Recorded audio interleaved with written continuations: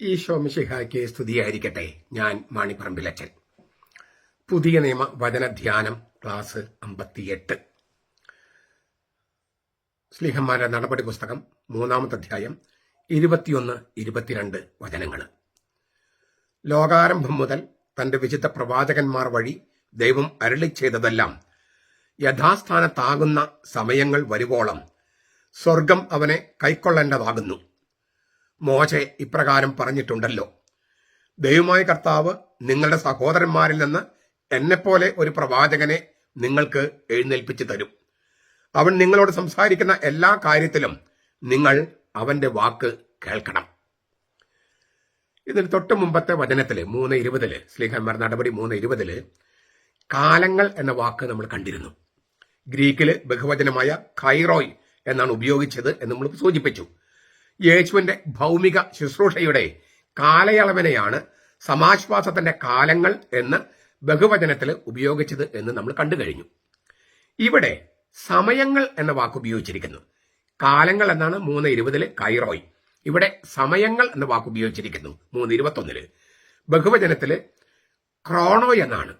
Chronology എന്നൊക്കെ പറയില്ലേ, Chronicles എന്ന് പറയില്ലേ, ക്രോണോയ് എന്ന വാക്കാണ്. എല്ലാം യഥാസ്ഥാനത്താകുന്ന സമയങ്ങൾ എന്നാണ് ഉപയോഗിച്ചിരിക്കുന്നത്, പത്രോസ് ഉപയോഗിച്ചിരിക്കുന്നത്. ടൈംസ് ഓഫ് റെസ്റ്റിറ്റ്യൂഷൻ, ഓരോന്നും അതിന്റെ യഥാസ്ഥാനത്താകുന്ന സമയങ്ങൾ, ക്രോണോയ്. മുമ്പുണ്ടായിരുന്ന അവസ്ഥയിലേക്ക് വീണ്ടെടുക്കുന്നതിനെയാണ് സൂചിപ്പിക്കുന്നത്. മുൻപുണ്ടായിരുന്ന അവസ്ഥയിലേക്ക് വീണ്ടെടുക്കുന്ന, അതാണ് റെസ്റ്റിറ്റ്യൂഷൻ എന്ന് പറയണേ. യഥാസ്ഥാനത്താക്കുന്ന, മുൻപുണ്ടായിരുന്ന സ്ഥാനത്ത് യഥാസ്ഥാനത്താക്കുന്നു. അപ്പൊ സ്ഥാനം മാറി നിൽക്കുകയാണ്, ആ യഥാസ്ഥാനത്താക്കുന്നു. ആ സമയങ്ങൾ എന്നാണ് ഉദ്ദേശിക്കുന്നത്. അതാണ് വീണ്ടെടുപ്പിന്റെ സമയങ്ങൾ. പുനഃസ്ഥാപനത്തിന്റെ സമയം എന്നും അതിനെ സമയങ്ങൾ എന്നും അതിനൊക്കെ ചിലപ്പോൾ പറയാറുണ്ട്. ടൈംസ് ഓഫ് റെസ്റ്റോറേഷൻ, വീണ്ടെടുപ്പിന്റെ, അല്ലെങ്കിൽ കുറച്ചുകൂടി പറഞ്ഞാല് പുനഃസ്ഥാപനത്തിന്റെ സമയങ്ങൾ. പാപം ഭരണം തുടങ്ങുന്നതിന് മുൻപുണ്ടായിരുന്ന കൃപയുടെ സമയങ്ങളിലേക്കാണ് പത്രോസ് കൈചൂണ്ടുന്നത്. പശ്ചാത്തപിച്ച് മാമോദിസ സ്വീകരിക്കുമ്പോൾ അവർ പാപത്തിന്റെ ഭാരമേറിയ നുകം വലിച്ചെറിഞ്ഞ് കൃപയുടെ ലഘുവായ നുകം സ്വീകരിക്കുകയാണ്. മത്തായി 11:29 കർത്താവ് പറയുന്നുണ്ട്, എന്റെ നുകം ലഘുവാണ്. ഈ പാപം ചെയ്യുമ്പോൾ പിശാച് നമ്മളും ഒരൊറ്റ നുഖത്തിന് കീഴില്ല, ഭയങ്കര ഹെവിയാണത്. നമുക്കറിയാം. ഒന്ന് കുമ്പസാരിച്ച് കഴിയുമ്പോൾ എന്തൊരു ലൈറ്റാ എന്തൊരു ലഘുവായി തീരുവാണ് നമ്മുടെ പാപഭാരം മുഴുവൻ ഇറക്കി വെച്ചതുപോലെയാണ്. ഇറക്കി വെക്കുകയാണ്. അപ്പോൾ യേശുവിന്റെ മരണം, ഉത്ഥാനം എന്നീ യുഗാന്ത സംഭവങ്ങളിലൂടെ ഒരു കാര്യം ദൈവം വിളംബരം ചെയ്തിരിക്കുകയാണ്. പാപമല്ല, കൃപയാണ് പുതിയ മനുഷ്യവംശത്തെ ഭരിക്കുന്നത്. പാപം ചെയ്യാൻ ഇടയായാൽ ഉടനെ പശ്ചാത്തപിക്കുകയും പാപമോചനത്തിന്റെ കൂദാശയായ കുമ്പസാരത്തെ സമീപിക്കുകയും ചെയ്യുമ്പോൾ ദൈവത്തിന്റെ കൃപയുടെ കീഴിൽ നമ്മൾ വെച്ചു കൊടുക്കുകയാണ്. കൃപയുടെ നുഖത്തിന് കീഴിൽ കൃപ നമ്മെ ഭരിക്കാൻ നാം അനുവദിക്കുകയാണ്. അങ്ങനെ ചെയ്യുന്ന ഓരോ നിമിഷത്തിലും ഈ ലോകത്തിന്റെ അധികാരി പുറന്തള്ളപ്പെടുകയാണ്. യോഹന്നാൻ 12:32, ഞാൻ കുരിശിൽ ഉയർത്തപ്പെടുമ്പോൾ ഈ ലോകത്തിന്റെ അധികാരി പുറന്തള്ളപ്പെടും. അത് നിത്യം സംഭവിച്ചുകൊണ്ടിരിക്കുകയാണ് നമ്മൾ കുമ്പസാരം എന്ന കൂദാശയിൽ സമീപിക്കുമ്പോൾ. അങ്ങനെ വരുമ്പോൾ കുമ്പസാരത്തിൽ ചെയ്യുന്നത് ഈ കൃപയുടെ നുകം എടുത്തു വെക്കുക എന്ന് പറഞ്ഞാൽ പാപത്തിന്റെ നുകം എടുത്തു കളയുക മാത്രമല്ല, കൃപയുടെ നുകം എടുത്തു വെക്കുക എന്ന് പറഞ്ഞാൽ ആദാമും ഹവ്വയും പാപം ചെയ്യുന്നതിന് മുമ്പുള്ള അവസ്ഥയിലേക്ക്, വരപ്രസാദത്തിന്റെ അവസ്ഥയിലേക്ക് നമ്മൾ ജനിപ്പിക്കപ്പെടുകയാണ്. ഇതാണ് യഥാസ്ഥാനത്താക്കുന്നത് പറയണേ. യഥാസ്ഥാനത്ത് പാപം ഭരണം തുടങ്ങുന്നതിന് മുമ്പുള്ള വരപ്രസാദത്തിന്റെ അവസ്ഥയിലേക്ക് നമ്മൾ എടുത്തു വെക്കുകയാണ് നമ്മൾ ഈ കുമ്പസാരം എന്ന കൂദാശയെ സമീപിക്കുമ്പോൾ. അപ്പൊ ക്രിസ്തു നേടിയ രക്ഷയുടെ ആ കൃപയുടെ നുഖത്തിന് കീഴിൽ നമ്മൾ ആകുന്നത്, കൃപയുടെ കീഴിലാണ് നമ്മൾ. എപ്പോഴെങ്കിലും നമ്മളെ കൃപയുടെ നുഖത്തിന് കീഴിൽ വഴുതിപ്പോയാല് തിരിച്ചു വരാനുള്ള മാർഗമാണ് കർത്താവ് സംവിധാനം ചെയ്തിരിക്കുന്ന സഭയിൽ. അതിന് ഇങ്ങനെ ചെയ്യാനായിട്ട്, ക്രിസ്തു ഇങ്ങനെ ചെയ്യാനായിട്ട് ഒരു കാരണം പത്രോസ് ചൂണ്ടിക്കാണിക്കുന്നത്, മോശ തന്നെ പറഞ്ഞിട്ടുണ്ട്, നിയമാവർത്തന പുസ്തകത്തിൽ പറഞ്ഞിട്ടുണ്ട്, ദൈവമായ കർത്താവ് നിങ്ങളുടെ സഹോദരന്മാരിൽ നിന്ന് എന്നെപ്പോലെ ഒരു പ്രവാചകനെ നിങ്ങൾക്ക് എഴുന്നേൽപ്പിച്ചു തരും. അവൻ നിങ്ങളോട് സംസാരിക്കുന്ന എല്ലാ കാര്യത്തിലും നിങ്ങൾ അവന്റെ വാക്ക് കേൾക്കണം. ഇത് നിയമാവർത്തന പുസ്തകത്തിൽ മോശ തന്നെ പറഞ്ഞിരിക്കുന്നതാണ്. നമുക്കറിയാം മോശയെക്കുറിച്ച് പഴയ നിയമത്തിലെ ഏറ്റവും വലിയ പ്രവാചകൻ ആരാന്ന് ചോദിച്ചു കഴിഞ്ഞാൽ മോശയാണ്. മോശയേക്കാൾ വലിയൊരു പ്രവാചകനില്ല. സംഖ്യയുടെ പുസ്തകത്തിൽ അഹറോനും മിറിയാമും മോശയ്ക്കെതിരെയൊക്കെ പിറുപിറുത്ത് കഴിയുമ്പോൾ ദൈവം മോശയോട് പറയുന്ന ഒരു സംഗതിയുണ്ട്. നിങ്ങളുടെ ഇടയിൽ ഒരു പ്രവാചകൻ ഉണ്ടെങ്കിൽ ഞാൻ ദർശനത്തിലോ സ്വപ്നത്തിലോ ഒക്കെ അവനോട് സംസാരിക്കും. എന്നാൽ മോശയുടെ കാര്യത്തിൽ അങ്ങനെയല്ല. മോശ എന്റെ മുഖം കാണുന്നു. അവന് ദൈവഭവനത്തിന്റെ മുഴുവൻ കാര്യങ്ങളും ഏൽപ്പിച്ചിരിക്കുന്നു. എന്റെ ദാസനായ മോശ എന്നാണ് പറയണേ. എന്റെ ദാസനായ മോശ അങ്ങനെയല്ല. അവന് ഭവനത്തിന്റെ മുഴുവൻ കാര്യം ഞാൻ ഏൽപ്പിച്ചിരിക്കുന്നു. അവൻ എന്റെ മുഖത്തോട് മുഖം കാണുന്നു. അവനോട് ഞാൻ സംസാരിക്കുന്നത് സ്വപ്നങ്ങളിലൂടെയോ ദർശനങ്ങളിലൂടെയല്ല, മുഖത്തോട് മുഖമാണ്.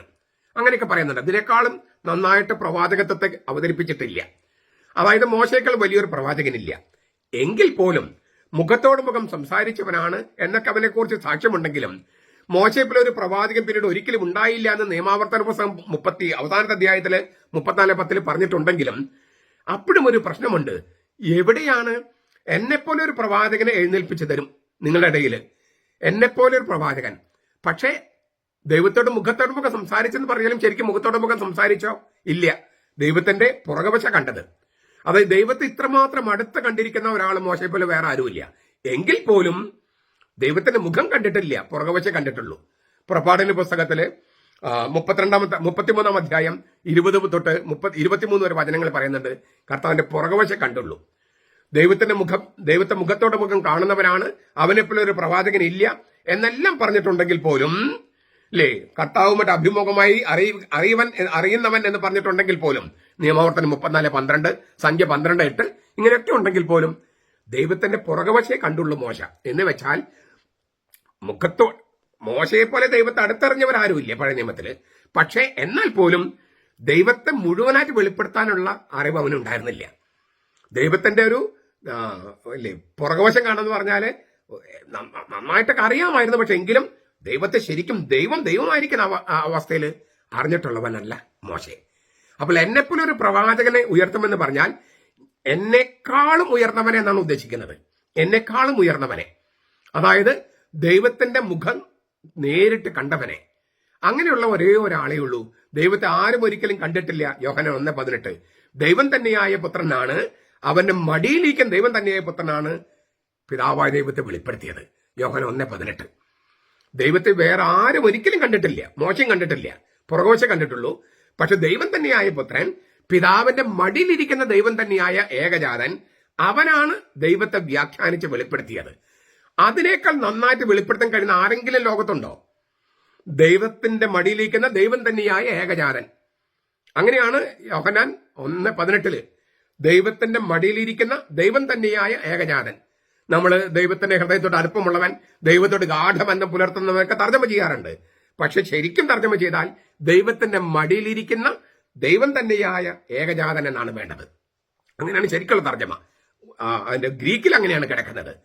അതിനേക്കാളും മെച്ചമായ തരത്തിൽ ദൈവത്തെ വെളിപ്പെടുത്താൻ കഴിയുന്ന ആരെങ്കിലും ഉണ്ടോ? ഇല്ല. അതുകൊണ്ടാണ് ഈശോ വെളിപ്പെടുത്തിയതിൽ നിന്ന് വ്യത്യസ്തമായിട്ട് ആര് വെളിപ്പെടുത്തിയാലും ഈശോയുടെ വെളിപാടിനോട് തുല്യതയുണ്ടെന്ന് പറയുന്ന ആര് വന്നാലും സ്വീകരിക്കരുത് എന്ന് നമ്മൾ പറയുന്നത്.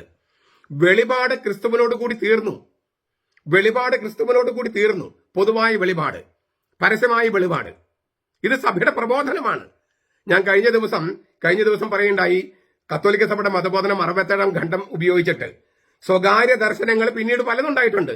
സഭയിലെ മാർപ്പന്മാരെ അധികാരികൾ അംഗീകരിച്ചിട്ടുണ്ടാകാം. പക്ഷെ അതൊന്നും കത്തോലിക്ക സഭയുടെ വിശ്വാസ നിക്ഷേപത്തിന്റെ ഭാഗമല്ല. അത് ലൂർദാകട്ടെ, ഫാത്തിമയാകട്ടെ, മജ്ജിഗോറി ആകട്ടെ, വേളാങ്കണ്ണി ആകട്ടെ, ഏതും അതൊക്കെ സ്വകാര്യ ദർശനങ്ങളാണ്. അതിന്റെ പ്രാധാന്യമൊക്കെ ഉണ്ട്. പക്ഷേ യേശു ക്രിസ്തുവിന്റെ വെളിപാടിനോട് തുലനം ചെയ്യാനോ അതിനെ മാറ്റിമറിക്കാനോ സാധ്യമല്ല. അതുപോലെ തന്നെ പ്രധാനപ്പെട്ട സംഗതിയാണ്, യേശുവിന് ശേഷം ഒരു പ്രവാചകൻ വന്നെന്നും പറഞ്ഞിട്ട് ഇല്ലേ ഒരു മതം തന്നെ ഉണ്ടാക്കി. ദൈവത്തിന്റെ മടിയിലിരിക്കുന്ന ദൈവം തന്നെ ഏകജാതൻ വെളിപ്പെടുത്തുന്നതിനേക്കാൾ മെച്ചപ്പെട്ട എന്തെങ്കിലും വെളിപ്പെടുത്താൻ ഞങ്ങൾക്ക് കഴിയോ? തീർത്തും മനസ്സിലായി അങ്ങോർക്ക്.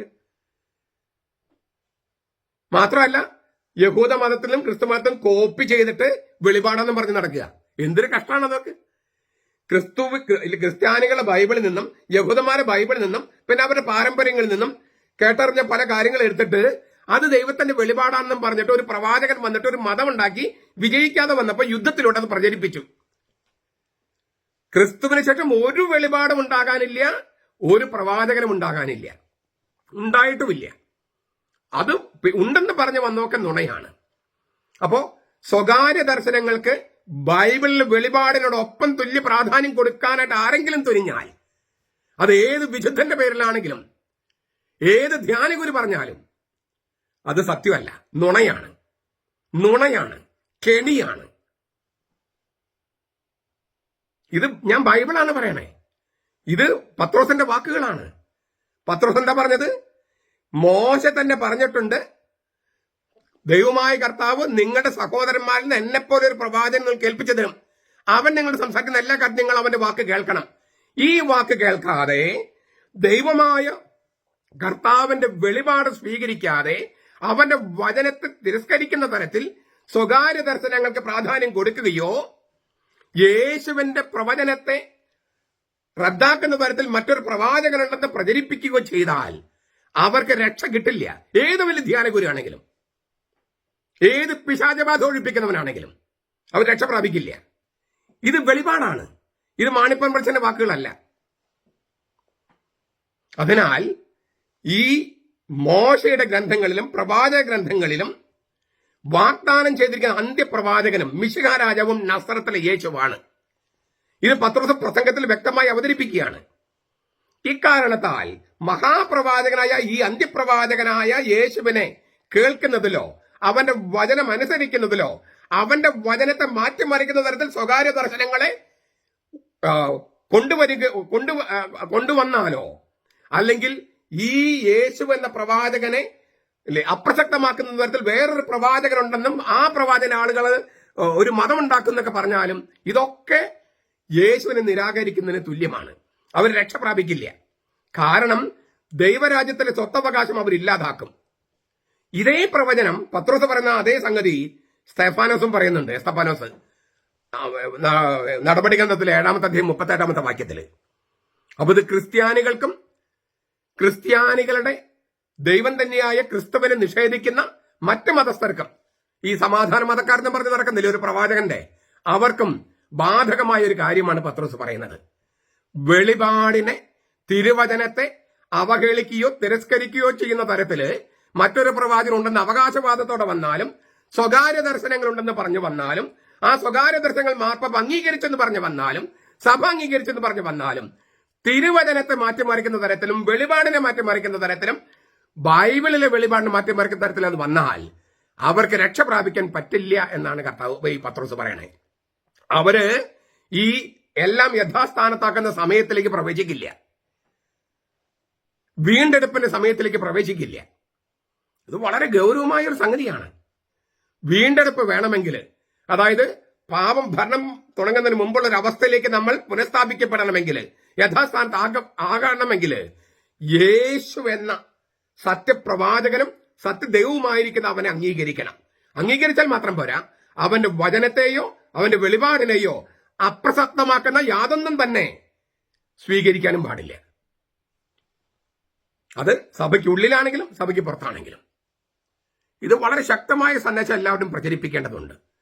സ്വകാര്യ ദർശനങ്ങൾക്കും ഈ പ്രൈവറ്റ് കമ്പനികളെ പോലെ നടത്തുന്ന ധ്യാന കേന്ദ്രങ്ങൾക്കും പത്രോസിന്റെ വക താക്കീതും മുന്നറിയിപ്പുമാണിത്. ഇത് തിരുവചനങ്ങളുടെ മുന്നറിയിപ്പാണ്. തിരുവചനത്തെ സൈഡ് ലൈൻ ചെയ്യാനായിട്ട് ഏത് ധ്യാനഗുരു വന്നാലും അവര് യേശുവിന്റെ ധ്യാനഗുരുക്കന്മാരല്ല, യേശുവിന്റെ വചനം പ്രസംഗിക്കുന്നവരല്ല. ആര് വന്നാലും, നിങ്ങൾക്ക് കോടാനുകോടി ആളുകൾ നിങ്ങൾക്ക് പിൻഗാമികൾ ഉണ്ടായാലും അത് ഇതിനോട് ശരിയാകില്ല.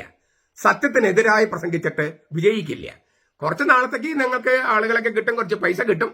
പക്ഷേ കർത്താവിന്റെ വചനത്തെ നിരാകരിച്ചിട്ട് രക്ഷ പ്രാപിക്കാമെന്നോ അത് നിലനിൽക്കുമെന്നോ നിങ്ങളാരും വ്യാമോഹിക്കേണ്ട, നടക്കില്ല. ഈ എല്ലാം യഥാസ്ഥാനത്താക്കുന്ന സമയങ്ങളിലേക്ക് പ്രവേശിക്കണമെങ്കിൽ, കൃപയുടെ സമയങ്ങളിലേക്ക് പ്രവേശിക്കണമെങ്കിൽ നമ്മൾ ഈ കൃപയുടെ നുഖത്തിന് കീഴിൽ എപ്പോഴും ആയിരിക്കുക മാത്രമല്ല, ആ കൃപയെ തിരസ്കരിക്കുകയോ തമസ്കരിക്കുകയോ പാർശ്വവൽക്കരിക്കുകയോ ചെയ്യുന്ന യാതൊന്നിനും കേൾവി കൊടുക്കരുത്, ചെവി കൊടുക്കരുത്. ക്രിസ്തുവിനെ മാത്രമേ കേൾക്കാവൂ എന്നാണ് ഈ പറഞ്ഞതിന്റെ അർത്ഥം. അവനെ കേൾക്കേണ്ടതുണ്ട്. അങ്ങനെയാണ് പത്രോസും മോശയുടെ വചനങ്ങൾ എടുത്തിട്ട് പത്രോസ് പറഞ്ഞത്. അവൻ നിങ്ങൾ സംസാരിക്കുന്ന എല്ലാ കാര്യത്തിലും നിങ്ങൾ അവന്റെ വാക്കാണ് കേൾക്കേണ്ടത്. ആരുടെ? യേശുവിന്റെ. ആ യേശുവിന്റെ വചനങ്ങളാണ് സ്ലീഹന്മാരും ശിഷ്യന്മാരൊക്കെ എഴുതി വെച്ചിരിക്കുന്നത്. അതിനെ അപ്രസക്തമാക്കുന്ന ഒന്നും തന്നെ നമുക്ക് വേണ്ട. അങ്ങനെ ഒരു നിലപാടെടുക്കാൻ നമുക്ക് കഴിയണം. സഭാ നേതൃത്വത്തിനും കഴിയണം, ധ്യാന ഗുരുക്കന്മാർക്കും കഴിയണം. ഈ ഭക്തി വളരെ എളുപ്പമാണ്. ഭക്തി, വിശ്വാസം വെല്ലുവിളിയാണ്. ഭക്തി ഒരുതരം കച്ചവടമാണ്. ഇതാണ് വ്യത്യാസം. ഭക്തിയാണ് എളുപ്പം, കാരണം അവിടെ ഒരു കച്ചവടമുണ്ട്, കൊടുക്കുക വാങ്ങുക കൊടുക്കുക വാങ്ങുക. വിശ്വാസം അങ്ങനെയല്ല, അതൊരു വെല്ലുവിളിയാണ്. അവിടെ മിക്കപ്പോഴും നമ്മുടെ ജീവനും പ്രാണനുമാണ് കർത്താവ് ചോദിക്കുന്നത്. അത് കൊടുക്കാൻ തയ്യാറുള്ളവർക്കാണ് അവന്റെ വചനത്തിൽ ജീവിക്കാൻ, കൃപയിൽ ജീവിക്കാൻ കഴിയുക. ഭക്തിയുടെ മായാവലയത്തിൽ പെട്ടുപോകാതെ വിശ്വാസത്തിന്റെ വെല്ലുവിളി എടുക്കുന്ന ക്രിസ്തുവിന്റെ ക്രിസ്തുവിന്റെ ശിഷ്യന്മാരായി തീരാൻ നമുക്ക് കഴിയട്ടെ. അപ്പോൾ എല്ലാം യഥാസ്ഥാനത്താക്കുന്ന സമയങ്ങളിലേക്ക് കർത്താവ് തന്നെ കൃപയാൽ നമ്മൾ എടുത്തു വെക്കും. അങ്ങനെ സംഭവിക്കട്ടെ. നമ്മുടെ കർത്താവ് ഈശോ മിശിഹായുടെ കൃപയും പിതാവായ ദൈവത്തിന്റെ സ്നേഹവും പരിശുദ്ധാത്മാവിന്റെ സഹവാസവും നാം എല്ലാവരോടും കൂടി ഉണ്ടായിരിക്കട്ടെ, ഇപ്പോഴും എപ്പോഴും എന്നേക്കും. ആമേൻ.